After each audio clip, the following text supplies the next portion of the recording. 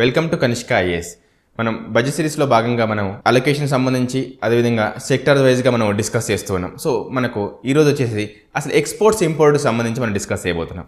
ఇక్కడ ఏం లేదు, అసలు ఈ రీసెంట్ బడ్జెట్ 25-26 బడ్జెట్లో మనకు ఎక్స్పోర్ట్ సంబంధించి గవర్నమెంట్ ఎలాంటి సపోర్ట్ ఇస్తుందనేది మనం ఈ వీడియోలో డిస్కస్ చేద్దాం. ఒకసారి మనం అబ్జర్వ్ చేస్తే ఈ ఎక్స్పోర్ట్కి సంబంధించి అసలు గవర్నమెంట్ సపోర్ట్ చేయడానికి కారణాలు, అసలు ఎక్స్పోర్ట్స్ పెంచడం అనేది అసలు దేనికి ఉపయోగపడుతుంది, ఇవన్నీ ఒకసారి మనం తెలుసుకోవాలి ముందు. సో జనరల్గా ఏ కంట్రీకైనా కూడా జనరల్గా ఎక్స్పోర్ట్స్ ఇంపోర్ట్స్ అనేవి వెరీ కామన్.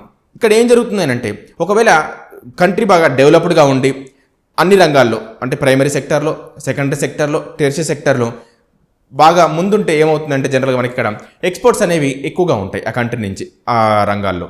లేకపోతే ఏమవుతుందంటే జనరల్గా ఇంపోర్ట్స్ ఎక్కువగా ఉంటాయి. మనం ఇండియాని తీసుకుంటే ఇక్కడ ఏం జరుగుతుందంటే మనకు ఈ ప్రైమరీ సెక్టార్లో జనరల్గా ఈ అగ్రికల్చర్ సెక్టార్లో మనకు ఏంటంటే అన్ని ప్రొడక్ట్స్ కాదు, వీలన్ని ప్రొడక్ట్స్ ఇక్కడ ఏంటంటే మనకు ప్రొడక్షన్ అనేది సఫిషియెంట్గా ఉంది. కొన్ని ప్రొడక్ట్స్ పల్సెస్, ఆయిల్ సీడ్స్ లాంటివి మనం అఫ్కోర్స్ ఇంపోర్ట్ చేసుకుంటూ ఉన్నాం. సెకండరీ సెక్టర్కి వచ్చేసరికి మ్యానుఫ్యాక్చరింగ్ సెక్టర్. ఈ సెక్టార్లో ముఖ్యంగా మనకి ఏంటి అంటే ఇండియా అనేది మనకు అంత ఎక్కువగా ప్రొడక్షన్ చేయలేకపోతుంది. మేబీ రా మెటీరియల్ సరిగ్గా లేకపోవడం వల్ల కావచ్చు, లేకపోతే అన్స్కిల్డ్ లేబర్ కావచ్చు, లేదంటే గవర్నమెంట్ సపోర్ట్ తక్కువగా ఉండొచ్చు, లేదా ఇన్వెస్ట్మెంట్స్ తక్కువగా ఉండొచ్చు. కారణాలు ఏవైనా ఉండొచ్చు, కానీ మనం మ్యానుఫ్యాక్చరింగ్ సెక్టర్లో అంత గొప్పగా లేవని చెప్పొచ్చు. తర్వాత సర్వీస్ సెక్టర్కి వచ్చేసరికి అగైన్ ఇక్కడ కొన్ని సర్వీసెస్, ముఖ్యంగా మనకు సాఫ్ట్వేర్ సర్వీసెస్ లాంటివి మనం బాగా ఎక్స్పోర్ట్ చేస్తూ ఉన్నాం. బట్ టూరిజం లాంటి సర్వీస్ సెక్టర్ కొంచెం మనకు డల్గా ఉందని చెప్పొచ్చు. ఎనీవే ఓవరాల్గా చూస్తే మనకు ఎక్స్పోర్ట్స్ అండ్ ఇంపోర్ట్స్ చూస్తే మనకు ఇండియన్ నెట్ ఎక్స్పోర్ట్స్ ఇంపోర్ట్స్ అని ఒకసారి మనం అబ్జర్వ్ చేస్తే ఎక్స్పోర్ట్స్ అనేవి తక్కువగా ఉన్నాయి, ఇంపోర్ట్స్ అనేవి ఎక్కువగా ఉన్నాయి. సో దీన్ని మనం జనరల్గా ఏమంటామంటే ట్రేడ్ బ్యాలెన్స్ అంటాము, ట్రేడ్ డెఫిసిట్ అంటాము, లేదంటే మనకు కరెంట్ అకౌంట్ డెఫిసిట్ అని చెప్పేసి మనం డిఫరెంట్ కాన్సెప్ట్స్లో మనం దీన్ని డిస్కస్ చేస్తూ ఉంటాం.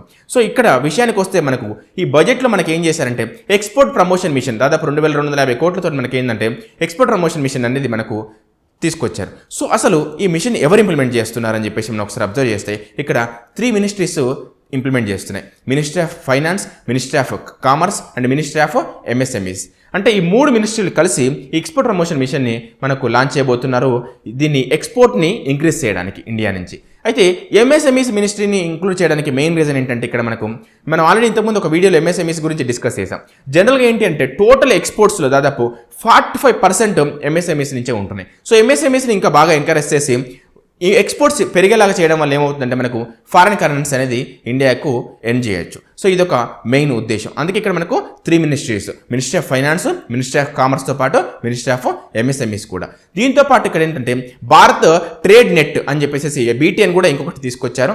జనరల్గా ఏంటి అంటే ఈ ట్రేడ్ ఏదైతే ఉందో ఎక్స్పోర్ట్ ఇంపోర్ట్ సంబంధించి ఏదైతే ఉందో అదంతా ఈజీ ప్రాసెస్ కాదు. దీనికి సంబంధించి చాలా డాక్యుమెంటేషన్ వర్క్ ఉంటుంది, చాలా పాలసీ వర్క్ ఇవన్నీ ఉంటాయి. సో ఇవన్నీ కూడా ఒక గ్రూప్ కిందకి తీసుకొచ్చి ఒక ఆన్లైన్ ప్లాట్ఫామ్ మీద అవైలబుల్గా ఉంచడమే ఈ భారత్ ట్రేడ్ నెట్ యొక్క మెయిన్ ఉద్దేశం. సో ఈ బీటీఎన్ కింద ఏం చేస్తుందంటే ఇక్కడ గవర్నమెంట్ వీటికి సంబంధించిన ఏవైతే ఉంటాయో డాక్యుమెంటేషన్ కానివ్వండి, లేకపోతే ఇంకేదైనా వర్క్ ఏదైతే ఉంటుందో అవన్నీ కూడా ఒక ప్లాట్ఫామ్ కిందకి తీసుకొచ్చి ఈ ప్రాసెస్ అనేది ఈజీ చేస్తుంది. సో ఈ విధంగా మనకు ఈ ఎక్స్పోర్ట్ ప్రమోషన్ మిషన్ అనేది లాంచ్ చేయడం జరిగింది మనకు ఈ బడ్జెట్ నుంచి. సో దీనివల్ల ఎక్స్పోర్ట్స్ పెరిగి మనం ఇంపోర్ట్స్ని సబ్స్టిట్యూట్ చేయాలనేది గవర్నమెంట్ యొక్క మెయిన్ ఉద్దేశం.